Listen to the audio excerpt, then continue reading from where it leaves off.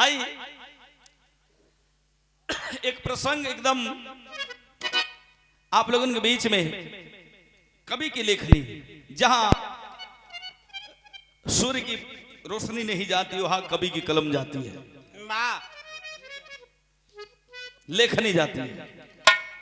बारे विद्वान जी,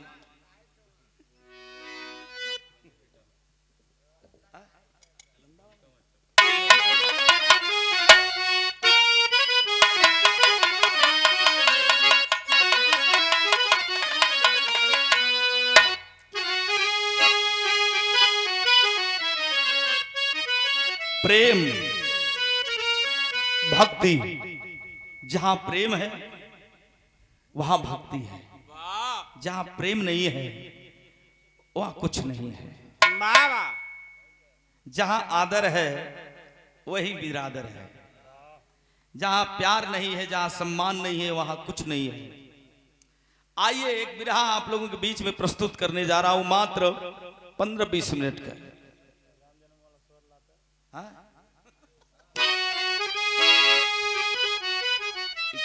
क्वालिटी और क्वांटिटी में अंतर है। बाबा का क्वालिटी दूसर है, हमार क्वालिटी दूसर है, राम जन्म जबाज का क्वालिटी दूसर है। पोटी वाले अगर एक क्वालिटी सबकर हो जाए तो एक कलाकार गावे पंचो, लाखों कलाकार हो, अलग अलग उनकी वैरायटी है। तू कथवा की राम जन्म जबाज का आलापला हम पुना है ओ ललता चच्चा गावलन कई आवाज में। एक दिन कई आवाज में गावत रहना, एक दिन भेंट हो गई तो कुकुर और कुतिया का भी आवाज निकालत हो। ज्यादा दूसरे पर छीटा कसी केला बात जब छड़ना तो आ जाले बात। आवा मास्टर आइए लाइन पर।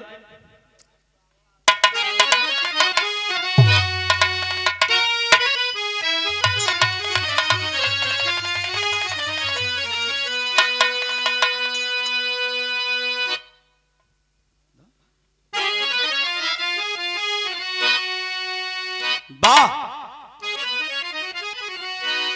भूमिका से ही कहानी की शुरुआत हो गई।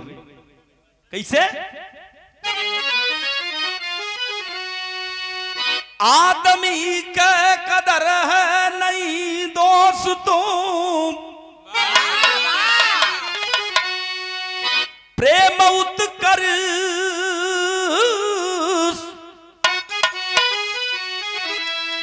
जो दिल में लाया नहीं, उस जुबा को 7 बार धिक्कार है। राम का नाम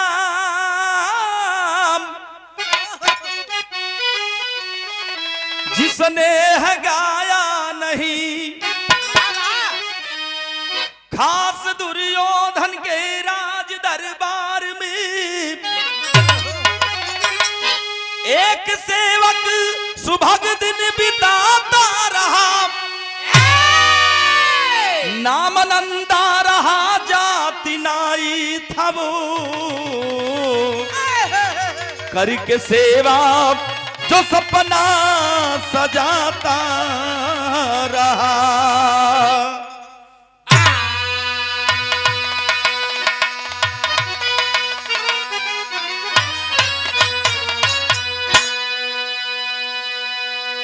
आदमी के कदर है नहीं दोस्तों, प्रेम उत्कर्ष जो दिल में लाया नहीं, उस जुबा को 7 बार धिक्कार है। राम का नाम जिसने है गाया नहीं। कहानी कहां का मिलल? हस्तिनापुर के राजा दुर्योधन के राज दरबार का सेवादार था एक गरीब दुखियारी। हम बताइला ये पंचो, दुनिया में मालिक कुल दुख दे दे लेकिन केहू के गरीबी न दे। गरीबी का मारा वह नंदा नाई दुर्योधन का सेवा करता था। जो भी सेवा के उपरांत उपहार को पाया करता था, अपने कुटुंब परिवार में वही सेवा से अपन खर्चा बर्चा चलावत रहा। कव्वाली का टुकड़ा है मालिक। आवा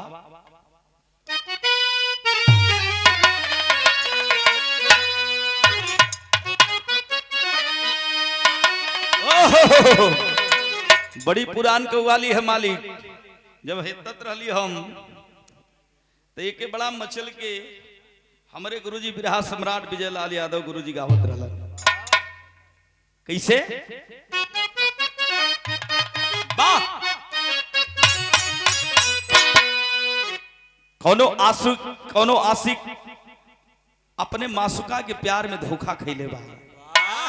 और कहत रहल का कहत रहल अखिलेश भाई, लगत है इनके याद आ गई बात परमानपुर वाली।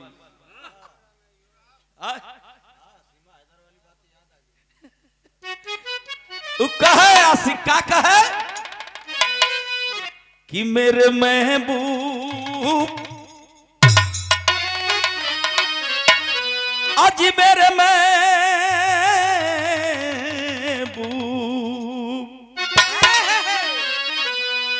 कि मेरा महबूब मेरे साथ बड़ा चाल किया।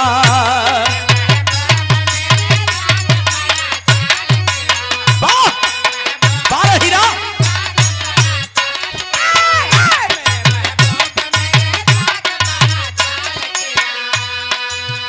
मेरा महबूब मेरे साथ बड़ा चाल किया।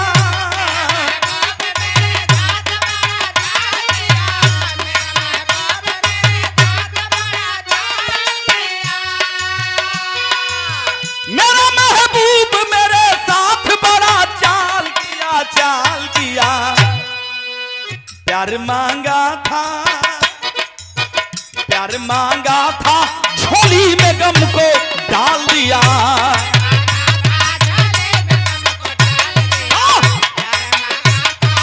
अरे जियो बहादुर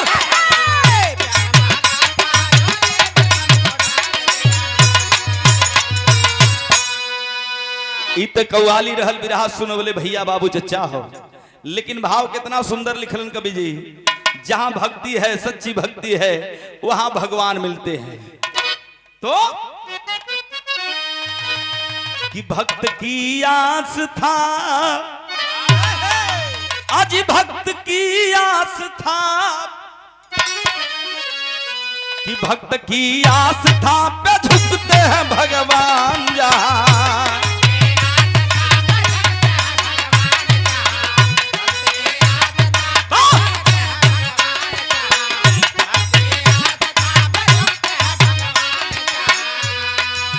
भक्त की आस था पे झुकते हैं भगवान जहां।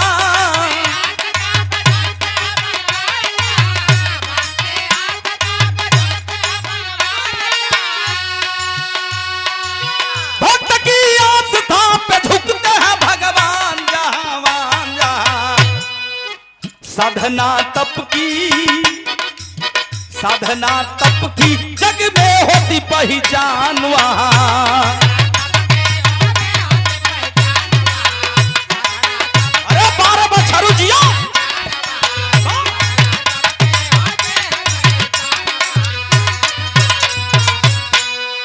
अरे नित्य दरबार में वो सेवा करने जाता था,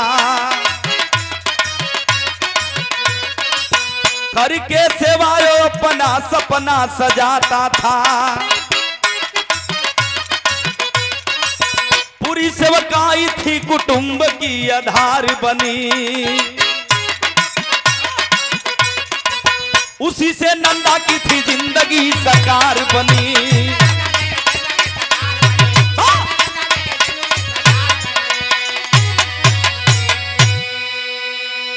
दुर्योधन के बारे में आप लोग जानते हुआ बड़ा निर्दयी राजा रहा। 30 दिन नंदा नाई गरीब जा करके दुर्योधन की सेवा करे, पैर दबावे, सेवा करके जो भी उपहार पाया करता था बाबूजी अपने गरीबी में अपन दिन काटत रहल। एक दिन नहा खा के वह नंदा नाई रोज के अनुसार चलल हस्तिनापुर राजा दुर्योधन के सेवा करे बाबूजी। जो ही बीच रास्ता में पहुंचल है तो एक घटना घटल बा। कौन घटना घटल बाबू? गीत के लाइन लगल है। कैसे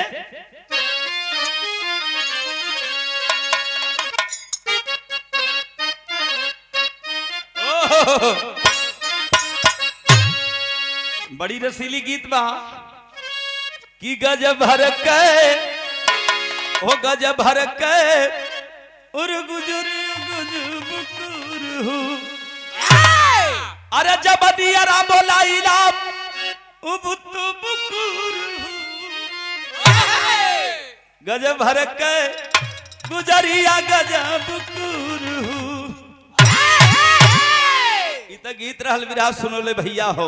लेकिन रहिया में जो ही नंदा नाई गरीब पहुंचल तो होत का बाप कि नंदा नाई के हो नंदा नाई के करनिया जानल दुनिया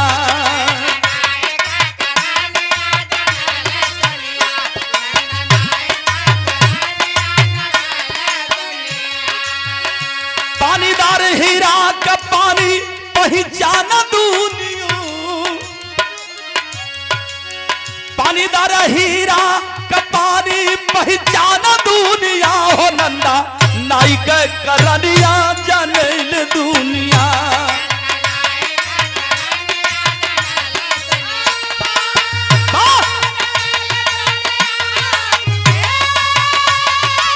बारे मछरूबा नंदा नाई के करनिया जानल दुनिया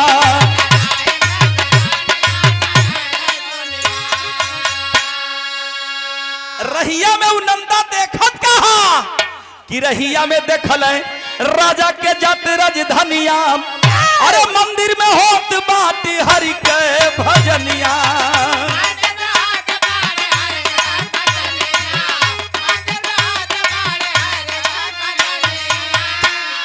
अरे डूबल हरि भजन में ज्ञानिया जनल दुनिया नंदा नाई के करनिया जनल दुनिया रहिया बदल दहलस मंदिर में लोग भजन कीर्तन गावता नंदवा के कान में गई आवाज के रे वाह भजनिया भैया लोग मंदिरवा में बड़ा सुघर गावता रे चली हमहू सम्मिलित हो जाई तनी भगवान के भजनिया हमहू कह ले मंदिरवा में जो ही पहुंचल नंदा नाई लोग भजन कीर्तन ढोलक हारमोनिया लेके सब लोग गावता बजावता राम नाम का जस गावता एक तरफ जाके कोने में बैठ के नंदा नाई इतने हाथ जोड़ के भगवान के भजन में अनन्य हो गल जब अनन्य हो गल हर दुर्योधन जोहत जोहत ई सोचे लगल कि हाई देखा नंदा गरीब का दू कौड़ी का इंसान कई मजाल की हमरे खिलाफ चलल दुर्योधनों के मौत को सजा दे ए भैया वही मंदिरवा में पूजा पाठ भक्ति भगवान कहलन कि हमें प्यार से प्रेम से जो भजेगा मैं उसके सामने रहूंगा पूजा पाठ अगरबत्ती धूप नरियल चुनरी की जरूरत ना एकांत में कहीं भी बिना प्रसाद के खाली भगवान से तार जोड़ ले बा तोरे जीवन का नैया पार कर दी है मालिक खाली भक्ति सच्ची होकर के चाहिए अनन्य हो गया नंदा नाई भगवान के मंदिर में सवेरे से साँझ हो गई जब सवेरे से साँझ हो गई भगवान मदन मुरारी कृष्ण कन्हैया जब देखत हो लीला कि हमारे भजन में लीनी गरीब काल बेमौत मारल जाई तो भगवान कन्हैया करत का हुआ गीत है मालिक कैसे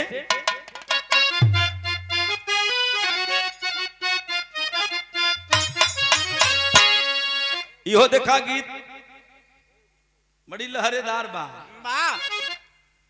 ईश्वरीय रामदेव गुरु जी गावत रहलन कहे का कहे कि हमारी पैजेब हो अरे हमारी पैजेब राजा हीरो जुड़ू दो झूलनी पौड़नी झूलनी पौड़नी जहाजिया उड़ादा अरे हमारे पैजे बरा जहीरा जरादा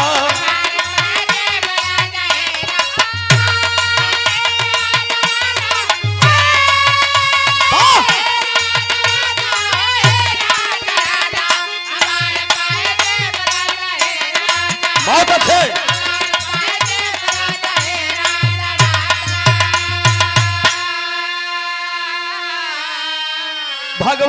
देख ना गए भगवान मदन मुरारी कृष्ण कन्हैया की आत्मग्लानि होने लगी कि अरे हमार भक्ति सच्ची कर रहल बा, सब लोग गावता बजावता, लेकिन एक ही आदमी हमसे तार जोड़ लिया है, तो काल हमारे कारण बेमौत मारल जाई, रात दरबार में दुर्योधन के हाथ है तो हमारी पर कलंक लग जाई।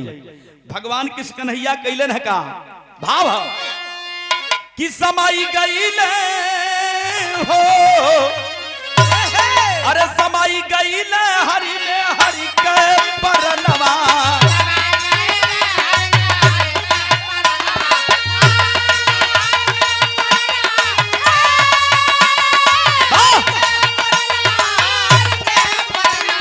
समाई गईले हरि में हरि के परनवा।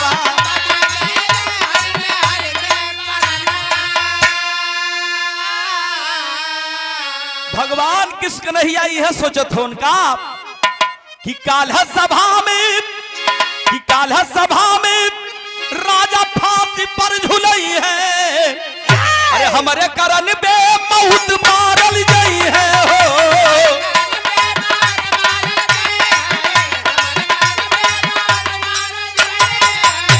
अरे तो चिंता में डूब गई ले भैया, चिंता में डूब गई ले भक्त के कारणवा, समाई गई ले हरि में हरि के परनवा।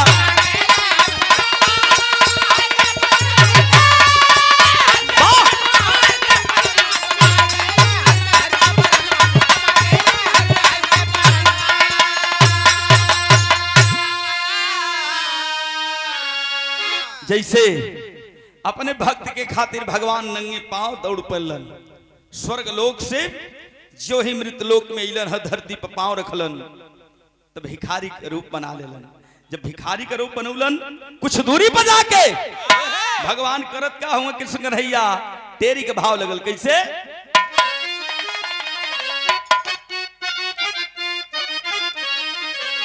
अरे राम कन्हैया नंदा नाई बन गए, ये बाबू कन्हैया नंदा नाई बन गए, अरे हरि में डूबे हरि तब करन चले सेवकाई। कन्हैया नंदा नाई बन गए, हरि में डूबे हरि तब करन चले सेवकाई। भगवान अपने भक्त के खातिर खुद ही भक्त बनकर के चल पड़े। कहा? हस्तिनापुर। दुर्योधन सिंहासन पर बैठा है, गुस्सा में लाल है, देखलस अरे सुबह से शाम हो गई और सूर्यास्त होने वाला है, और यह गरीब 2 कौड़ी का इंसान नंदा अभी आया, आवाज लगाया, कहा कि अरे वो नंदा, अरे तेरी यह मजाल, मेरे खिलाफ चलने वाले का क्या हर्ष करता है यह दुर्योधन तुम्हें भली भांति मालूम है, सब कुछ जानता है। तो वह गरीब नंदा नाई हाथ जोड़ के आज भगवान नंदा नाई के रूप में अपने भक्त के खातिर राजा दुर्योधन के सामने हाथ जोड़ के कहलन कि हे राजा साहब, हम गरीब आदमी बानी, बेटवा का तबीयत खराब हो गई, वैद्य के यहाँ गईली, कुछ लेट हो गई राजा साहब, लेट अली, लेकिन अली राजा साहब, हो सके तो नादान के गरीब की क्षमा दी है। भाव जागृत भयल दुर्योधन के मन में, कहा कि ठीक है, आओ आओ नंदा, आओ, तुझे माफ किया यह राजा, लेकिन आज के बाद ऐसी गलती मत करना तुम। धीरे धीरे भगवान अपने भक्त के खातिर नंदा नाई के रूप में राज सिंहासन के पास जहां बैठा था, वह दुर्योधन आके अपने भक्त के खातिर भगवान वही जमीन पर बैठ गईलन। जब जमीन पर बैठ गईलन, पैर दबाव गईलन, हाँ, तो बड़ा भाव से दुर्योधन एक बात कहता है, पहपट का भाव, कैसे भैया?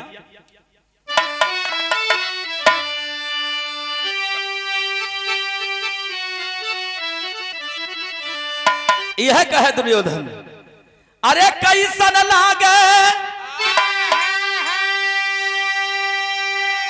आगे पैर बढ़ाया है और भगवान नंदा नाई के रूप में पैर दबावत हो नंदा दुर्योधन का। तब बड़ा भाव से कहा दुर्योधन, अरे कैसन लागे तोहरी आज कलैया नंदा भैया हो। अरे कबहू ऐसन ना कैला सेवकैया नंदा भैया हो।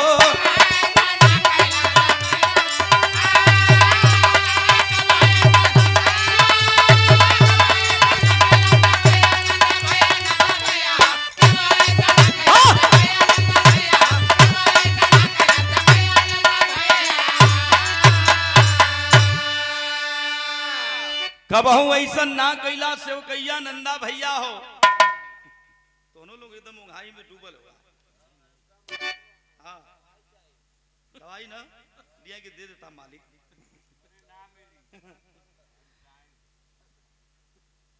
कैसन लागत तोहरी आज कलैया नंदा भैया हो।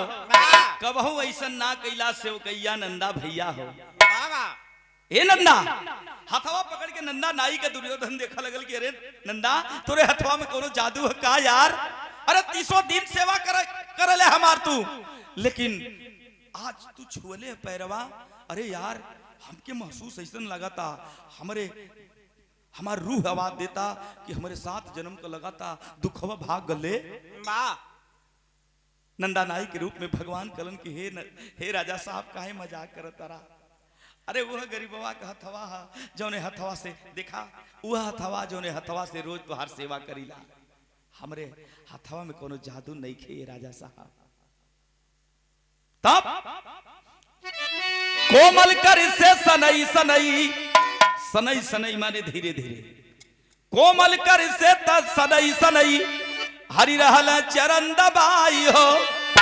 सेवा से उन्मुक्त हुआ तब कहन लगा रसलाई हो। अरे कबहू ऐसन ए भैया कबहू ऐसन ना मिलल सुख दैया नंदा।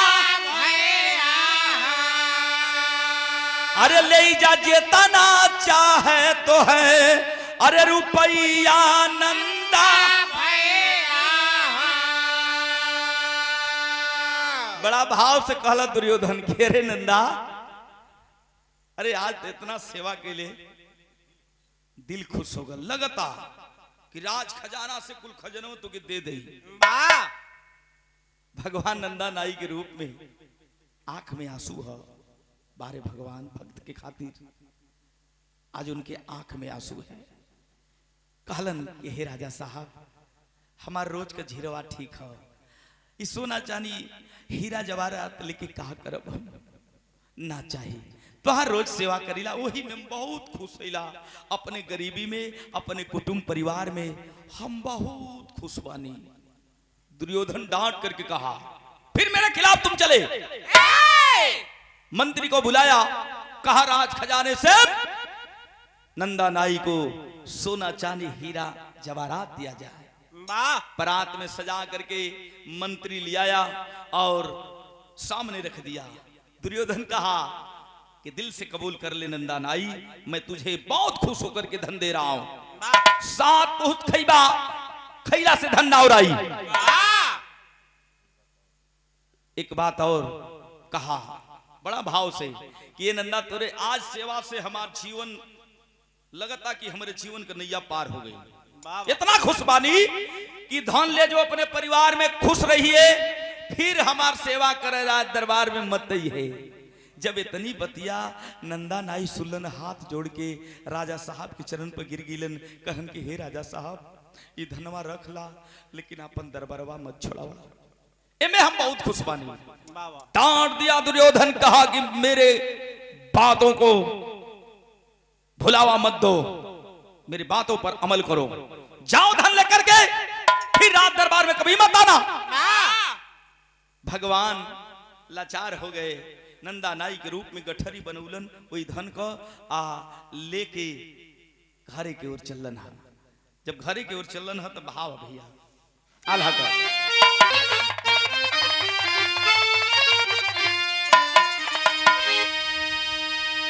तदिया है दुर्योधन तब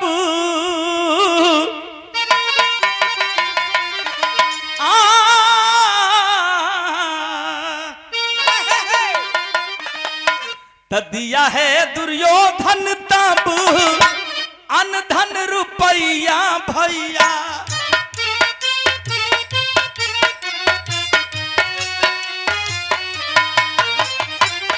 लेके भगवान चलल बनिया के मका।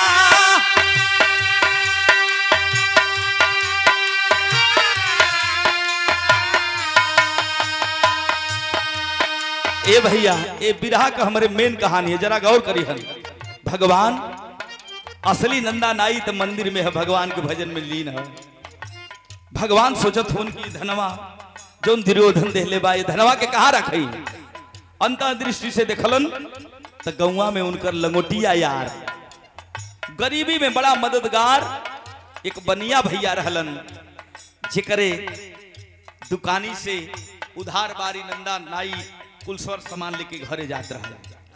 भगवान सोचलन चली वही बनिया भैया के लंगोटिया यार हुवन, ओ नंदा नाई के चल के ही समनिया दे दे। पहुंचलन बनिया भैया के दुकान के यहाँ पहुंचलन, कहलन ए भैया हमके पहचाना तरा। कहलन अरे अरे नंदा भैया तो के पूरा हस्तिनापुर जानला यार, तू हमार यार हुआ, तू पागल की तरह काहे बात कर तारा, का बात कर। तब भगवान नंदा नाई के रूप में कहलन आज धान राखा काल दिहा बोलाई के भैया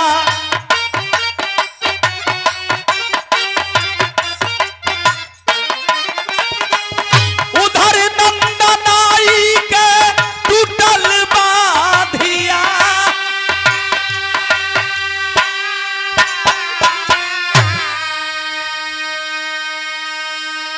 नंदा नाई के रूप में भगवान बनिया भैया से कहलन कि ये भैया लेट होता, सांझ हो गई बा, काली का गलली है, आज अली है, सांझ हो गई, तनी हमके हितई में जाए के बा, हाय कुछ वस्तु बा एके रख देबा, हम थोड़ा भुलक्कड़ आदमी है, काल है आई तो हमके बुला के ई हमार सामान दे दिया। बनिया भैया कहलन जा 2-4-5 दिन भी बाद आई बा तब वो कोनो बात ना अमितवा। दे करके भगवान सहेज करके जब कुछ दूरी पर गईलन, जो ही अंतः दृष्ट हुए गायब जब भगवान भइलन, तुरंत मंदिरवा में असली नंदा नाई हो जो भगवान के भजनिया में लीन हो, ओकर ध्यान टूट गई। मंदिरवा में देखा था कि हे भगवान हम के तो हस्तिनापुर रात दरबार में रहे के चाहिए, ए मंदिरवा में हम का करते रही, 5 मिनट खाती रही, सुबह से शाम हो गई, दूसरा दिन भी बीत गई, अब एक गरीब का प्राण ना बची, दुर्योधन के फांसी के फंदा पर चढ़ा दे, हारता क्या न करता। वह गरीब नंदा नाई सोच गई कि घर में जाई तो सिपाहियन के भेज के हमके बुला ले, पकड़वा के रात दरबार में हमके फांसी पर चढ़ा दी। दुर्योधन रोता हुआ बिलखता हुआ रात दरबार जब पहुंचल, दुर्योधन जब देखलस मुड़ी उठा के अरे फिर नंदा आ गया, आवाज लगाता है अरे वो नंदा तू फिर मेरे दरबार में आ गया, तू तो लालची है रे, महालालची है, मुझे धन नहीं देना चाहिए था तुझे, मना करने पर भी तू चला आया। मंत्री को आदेश दिया कि पकड़ो उसको, पकड़ के मेरे सामने लाओ। नंदा नाई सोचा था कि हे भगवान हम तो क्षमा मांगेली राजा साहब से, राजा साहब हमके कहा कहत अरे हम यहाँ अबे न कैली न कोनो कुछ धन ले गईली, हम तो भगवान के भजनिया में कोई मंदिरवा में रहली हो। मंत्री ले आकर के सामने खड़ा किया। दुर्योधन डांट के कहा कि अरे पागल, सही कहा गया है कि गरीब को धन दिया जाएगा तो बर्दाश्त नहीं करेगा, तू लालची निकल गया, मैंने इतना धन दिया तुझे कि 7 बहुत तोर परिवार बैठ के खाई, धन कबऊ नहीं हो रही। लाख हाथ जोड़ के दुहाई देता, लेकिन राजा दुर्योधन तो दिया था धन, लेकिन ये तो भगवान की गर्दानी रही। कहा कि जाओ तुझे मैं बख्श देता हूं, तू मेरी सेवा किया था, मैं तुम पर खुश था, लेकिन अब से चले जाओ, दफा हो जाओ, मेरे दरबार में ताकना मत। चल भाग। भगा दिया दुर्योधन। हे भैया हे, भगा दिया दुर्योधन। रोता हुआ बिलखता हुआ वह गरीब नंदा नाई अपने घरवा की ओर चल रहा। हमार बेटी बेटा कैसे जीहन, हमार दुल्ही कैसे रही हन, हमार जो नौकरी लगल रहा वो नौकरी छूट गई। ए मालिक, हमरे भक्ति के यह सजा देला कि आज गरीब के कुल दुनिया लुट गई। यह रोवत बिलखत जात हो। जो ही बनिया भैया के दुकनिया के सामने से गुजरत हो, कुछ दूरी पर पहुंच गल तो ही दुकनिया में से वो बनिया भैया कलन की काये मर्दवा नंदा, तू सच्चो भुलक्कड़ आदमी बड़ा। का कलन भैया? खड़ी कलाई ना।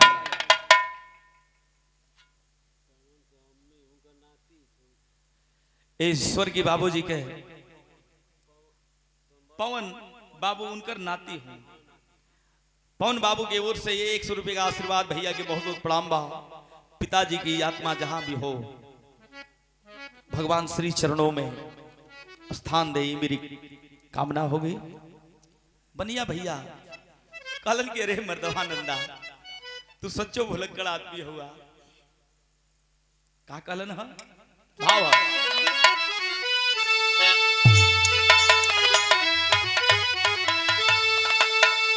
अरे तो बोला बनिया, ए भैया बोला बनिया, अरे नंदा से चता की बतिया, अरे अपन ले जा खजनवा रखली बात हतिया।